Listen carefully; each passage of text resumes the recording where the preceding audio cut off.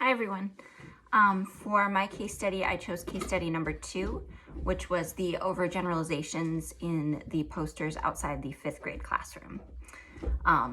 For this case study, I applied my ethical decision-making model, which is defining the issue, seeking possible outcomes, applying school guidelines and the NAECE code, deciding on a course of action, and reflecting.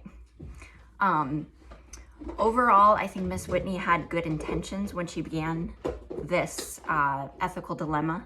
I think she felt very torn between standing up for something that she believed wasn't right, but also supporting fellow teachers and understanding that maybe it wasn't her place to say anything.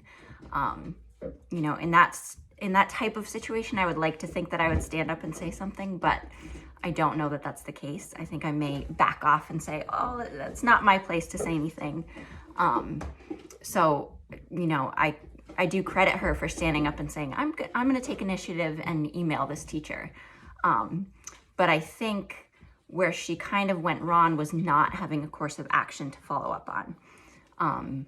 When she emailed Miss Lewis and was kind of shut down by her, I think that was where she could have fallen back on a course of action where she had resources to share with Miss Lewis, or if she had a school counselor, or at my school we have an equity, justice, and inclusion counselor who would be really, really helpful in a situation like this, that you could kind of refer to them and say, you know, this is a person who could really show you how damaging and, you know, how much something like these posters could affect a young student, even if you're not hearing from anyone that these posters are, you know, hurtful or harming. That doesn't mean that isn't happening.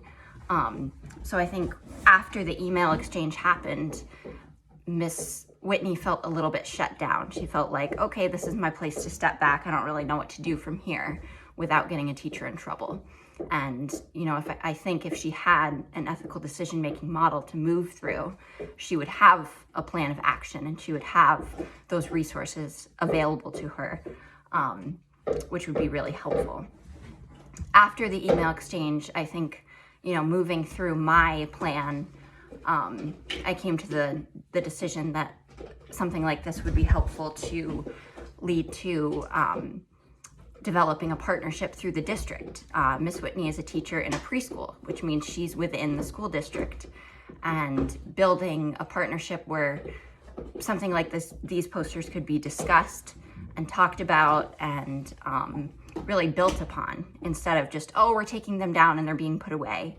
I think building a partnership and helping students and teachers and families understand that, you know, these generalizations happen, but, you know, that doesn't mean they're okay. And it's a, you know, it's understandable that they happen, but it's something that we can work towards not happening. And I think that would be an adequate and effective course of action from there.